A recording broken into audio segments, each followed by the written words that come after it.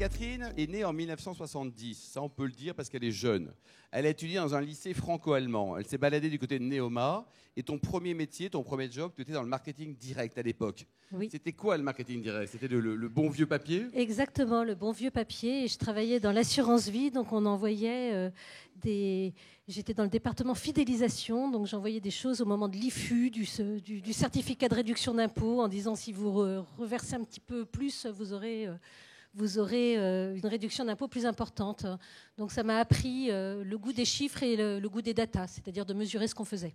Alors à 30 ans, donc c'est ton premier poste de DG, tu es chez Homebox, au pays du royaume du groupe Rousselet, qui est un groupe formidable. Hein. Ils ont notamment G7 et la marque de voiture Ada. 30 ans, DG, et en plus tu étais enceinte. Oui. Exactement. Oui. C'est quand même assez rock'n'roll de se dire que, parce que c'était il y a un petit bout de temps, il y a 20 ans, qu'un président de groupe donne un poste de directrice générale à quelqu'un qui n'avait pas d'expérience et qui en plus était enceinte quand même jusqu'au cou. Je crois que je devais être enceinte de 6 ou 7 mois. Oui, donc ils ne vont pas tromper. Quoi, hein, oui, il ne pouvait pas faire semblant. Nicolas Rousselet, le président du groupe. Nicolas Rousselet qui est un garçon absolument merveilleux. Tu as appris quoi au sein du groupe? C'était quoi l'expérience Homebox?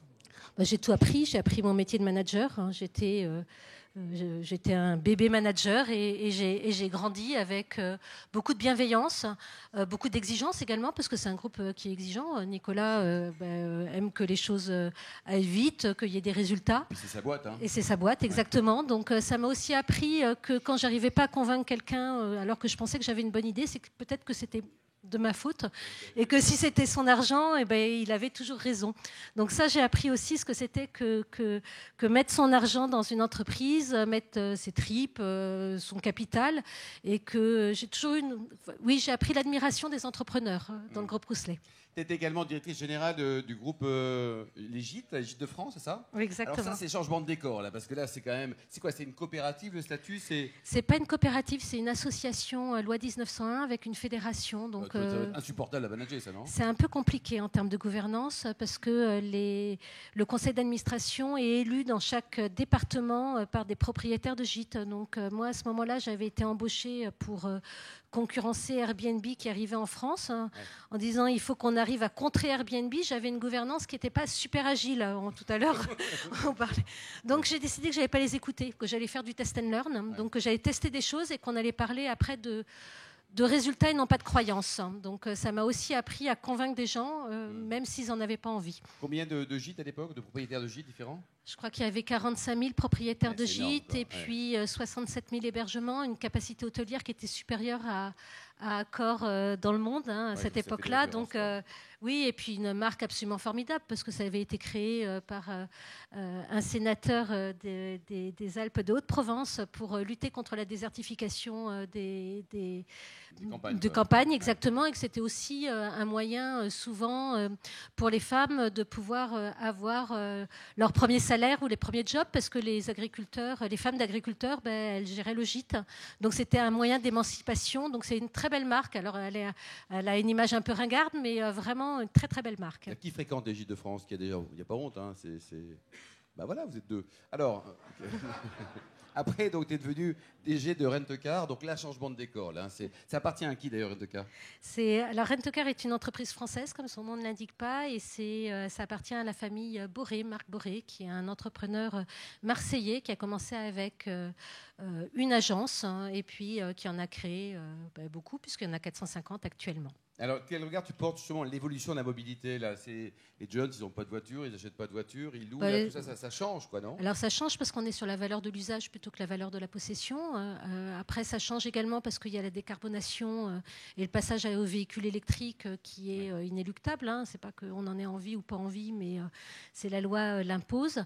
Donc il y avait vraiment des changements de business model assez importants à mettre en place, qui sont forcément compliqués, surtout quand on est dans une ETI familiale. Donc il faut faire des investissements. À Marseille, en plus. À Marseille. Est-ce que tu aimes l'OM? Je n'aime pas spécialement le foot. Ouais, mais c'est pas grave, il faut aimer l'OM. Donc j'aime l'OM, voilà. À Marseille, il faut aimer l'OM. Absolument. Alors après, pour te punir, tu deviens patronne, DG d'un groupe d'EHPAD. Exactement. T'es quand même super jeune, non? Qu'est-ce qui s'est passé? Et ben, je me suis dit j'avais envie de donner du sens et de faire quelque chose qui permette de contribuer. Et c'est vrai que j'ai rejoint un groupe qui avait comme vocation de révolutionner le secteur du grand âge, qui était entreprise à mission. Donc je trouvais que ça faisait du sens. J'en ai pris la direction générale le jour du second confinement. Alors, qu'est-ce qui s'est passé? Écoutez, première stat que je reçois le matin, c'était le nombre de morts. Moi, j'avais l'habitude de compter le nombre de véhicules que j'avais sur mon parking pendant le premier confinement, donc premier choc. Et second choc, les fossoyeurs. Donc, alors, tu l'as aimé ce bouquin, il est super, non? J'ai adoré, ouais. Mais est-ce que c'est vrai, vous tapez sur les petits vieux, tout ça là? Non, c'est pas vrai. En revanche, je l'ai vécu comme une vraie injustice, notamment pour les collaborateurs. Ils avaient tous été applaudis pendant le premier confinement. Je vous rappelle, on se mettait tous à notre balcon pour applaudir les infirmiers, dans un contexte où il y a des crises de vocation et où finalement la maltraitance, c'est la maltraitance du quotidien, c'est le manque de personnel dans les établissements, c'est la difficulté de recruter, c'est les glissements de fonction où on n'a plus d'infirmière, donc l'aide-soignante va faire le boulot de l'infirmière, et puis etc. Et c'est vrai que pour les collaborateurs, leur seule fierté, c'était de pouvoir dire qu'ils aidaient. Et là, à ce moment-là, c'était inaudible. Ils ne pouvaient plus aller chez leur boulangère, prendre une baguette et dire qu'ils travaillaient en EHPAD. Ils étaient montrés du doigt. Donc moi, je l'ai vécu. Bon, alors après, globalement, c'était compliqué parce que... on a eu des tas de contrôles, la Cour des comptes, plein de choses, mais qui sont normales parce que c'est l'argent public et en partie, et même pour les groupes privés, puisqu'on reçoit quand même des budgets pour les infirmiers, donc c'est normal. Mais pour les collaborateurs, je l'ai vécu comme une grande injustice, avec derrière des difficultés à les embarquer, à faire du sens, à motiver les équipes. Et c'est quoi, qu'est-ce qu'il faudrait faire pour avoir plus de motivation, de talent, c'est-à-dire augmenter les salaires, avoir plus de reconnaissance? Il y a effectivement un problème de salaire. Ensuite, il y a un problème de vieillissement, c'est-à-dire qu'on rêve tous, et j'imagine que vous aussi, moi en tout cas c'est mon cas, de vieillir à domicile. Et actuellement, c'est impossible compte tenu des prises en charge. Donc la question, c'est la question du vieillissement de la population et le débat public, la loi grand âge qu'on nous promet depuis des années et qui n'a jamais été mise en place. Donc je pense que c'est vraiment une question de société, mais qu'il faut poser sur la table. Sinon, on n'arrivera jamais, par de la mesurette, à avoir une fin de vie. C'est pas parce que c'est une fin de vie que la vie s'arrête. Donc c'est tout ce sujet de l'accompagnement qui est essentiel, à mon sens. Ça n'occupe pas, selon toi? Je pense que c'est un sujet c'est pas facile de regarder la mort en face. Donc c'est un sujet qu'on a tendance à mettre sous le tapis. Alors, depuis 2 ans, tu as rejoint Easy Cash, voilà. Donc, l'entreprise, elle a été créée en 2001, c'est ça? Exactement, à Mérignac. Oui. À Mérignac, oui. Et alors, ton métier, c'est quoi exactement? C'est-à-dire que tu achètes pas cher, tu vends cher, non? C'est quoi? Alors, mon métier, c'est d'acheter et de revendre des produits de seconde vie, donc de faire durer la vie des produits. On a 141 magasins, on va faire 270 millions d'euros de chiffre d'affaires sur des familles de produits qui sont quand même des familles de produits. C'est pas de la brocante, on fait plus de l'occasion et des trucs. C'est quoi le top 3 des produits qui sont vendus? Alors, c'est téléphonie gaming, surtout actuellement, les jeux pour Noël. Après, on a le luxe, donc les bijoux. Je crois que j'ai rencontré quelqu'un qui avait acheté des bijoux. Une jolie bague. Voilà, une jolie bague, et puis de la maroquinerie, et puis de l'informatique. Et donc le principe, c'est quoi? À Noël, tu as un cadeau, tu veux pas, hop, tu vas là-bas, tu récupères du pognon. Alors ça fait partie des grandes légendes urbaines. En réalité, le 26 décembre, nous vendons 3 fois plus de produits que nous en rachetons. Mais effectivement, le principe, c'est d'acheter des produits au comptoir et de les payer le bon prix. Donc on fait un métier technique, puisqu'on rachète des produits, chaque produit est unique. Donc c'est beaucoup plus complexe que le neuf, mais on fait également un métier où on a des algorithmes qui disent à nos vendeurs en dessous de quel prix ils n'ont pas le droit d'acheter, parce que sinon ils sont en train de te voler quand tu viens nous rapporter quelque chose. Et après, on a un prix au-dessus duquel il ne faut pas acheter, parce que sinon la marge dégagée ne va pas être suffisante. Et ta marge, c'est quoi? C'est 80-90%, non? Non, je suis sur une marge de 38%, avec certaines familles de produits comme la téléphonie, sur lequel c'est beaucoup plus faible. Alors après, sur la téléphonie, moi, un téléphone, en moyenne, il reste 14 jours et demi en magasin. 14 jours et demi? Oui, mais il perd 25 centimes par jour. Donc s'il reste 2 mois ou 3 mois, j'ai bouffé toute ma marge. Donc c'est ça toute la difficulté de ce métier. C'est quel quelque part, on voit ça comme un métier de commerçant, mais c'est également un métier de data. Donc j'ai des algorithmes de pricing sur la seconde main qui sont assez perfectionnés, des outils pour pouvoir accompagner et limiter le risque des gens des franchisés qui sont en magasin. 141 justement, franchisés et propres. Hein. Donc il y a combien de franchisés? Alors il doit y avoir une centaine de franchisés. Et on a, nous, 24 magasins en intégré sur les 141. On a beaucoup de franchisés qui sont multi-magasins parce que c'est un métier qui est assez passionnant. Donc souvent, ils en font un second ou un troisième. Et sur le digital, tu vends également les produits recyclés Alors, on vend des produits en digital, mais on vend notre offre magasin. On n'a pas d'entrepôt. Nous, notre logique, c'est vraiment d'avoir des flux de circulation qui soient le plus faibles possible, notamment pour le bilan carbone, pour éviter que les produits fassent 3 fois le tour de la planète avant d'être vendus. Puis également parce que le fait de faire circuler les produits, ça diminue la valeur sur des produits sur un métier qui a faible marge.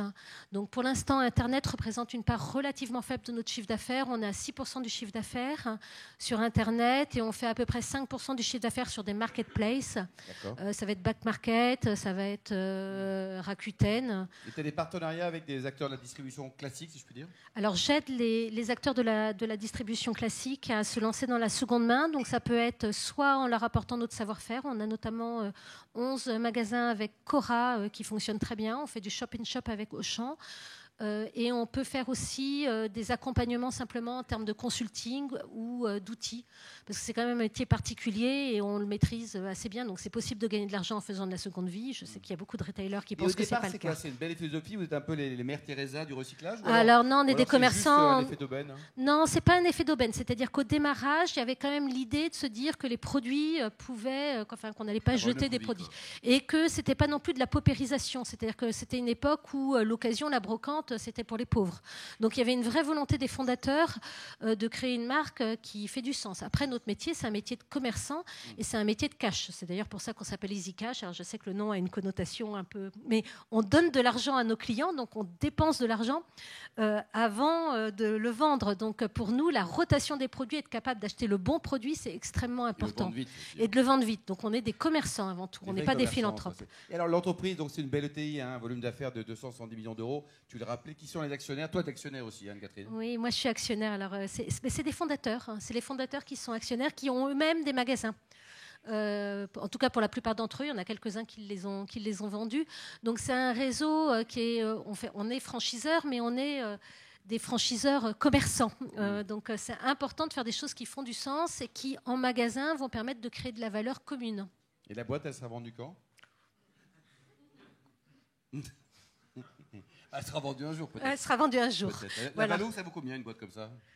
C'est toute la question, et on en parlait dans la conférence tout à l'heure, de quels sont les points de valo qu'on donne à des boîtes qui sont bonnes pour la planète, ou en tout cas qui vont faire partie des scopes 8 et 9 des fonds. Moi, je pense que la valo est plus importante que ce qu'elle peut paraître d'un point de vue purement commerçant, et c'est d'ailleurs une des thèses qu'on est en train de poursuivre avec des labellisations. On a été labellisé enseigne responsable. Moi, je fais partie de la Convention des entreprises pour le climat, qui est vraiment un truc absolument incroyable. Alors, j'en sors à chaque fois en ayant l'impression de m'être pris un mur, mais avec une vraie volonté de changer les business models. Et donc, on pense que la valo... en tout cas, que l'aspect... l'aspect vert, ça sera un véritable asset pour les entreprises de demain, et pour l'instant, c'est pas valorisé. Donc, on le voit pas, nous, dans nos business models, on le voit comme une contrainte. On le voit d'ailleurs comme des contraintes parce qu'il y a le pilotage extra-financier qui va s'imposer à toutes les ETI. Mais je suis persuadée que les entreprises qui seront vertueuses auront des coefficients de valorisation plus importants. Ouais.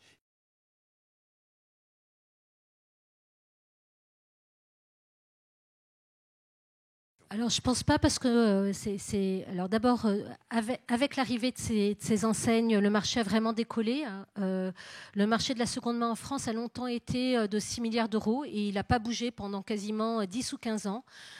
Il était de 9 milliards d'euros en 2022, il est passé à 11 milliards d'euros en 2023. Donc je pense que la démocratisation de l'usage va faire en sorte que les gens vont l'utiliser encore davantage. Donc nous, on est plutôt pour, c'est d'ailleurs pour ça qu'on accompagne les acteurs du neuf. On pense que s'il y a une offre de seconde main de qualité, ça sera bien. Après, effectivement, pour nous, le vrai problème, c'est d'avoir des produits. Les vendre, c'est pas difficile. Notre vrai savoir-faire, c'est de savoir sourcer des produits. Et donc là, effectivement, si demain, tout le monde commence à sourcer des produits, il y a un vrai sujet, d'où l'importance d'investir dans des algorithmes de pricing de façon à pouvoir être généreux aux achats et de faire en sorte que le client ait un intérêt à aller chez nous parce que, il a un bon prix et que c'est plus simple que d'aller vendre chez Vinted où il y a 50 personnes qui vous demandent de prendre le truc, de le porter chez soi, de regarder si ça va, si ça va pas. Non, mais je veux dire, il y a des gens qui vendront chez Vinted, il y a des gens qui vendront chez Le Bon Coin, et il y a d'autres personnes qui veulent juste de la simplicité et qui vendront toujours chez nous. Bon, voilà, Anne-Catherine, le vote formidable, elle a été, on applaudit très généreusement. Bravo en tout cas, Anne-Catherine. Merci. Easy Cash, merci.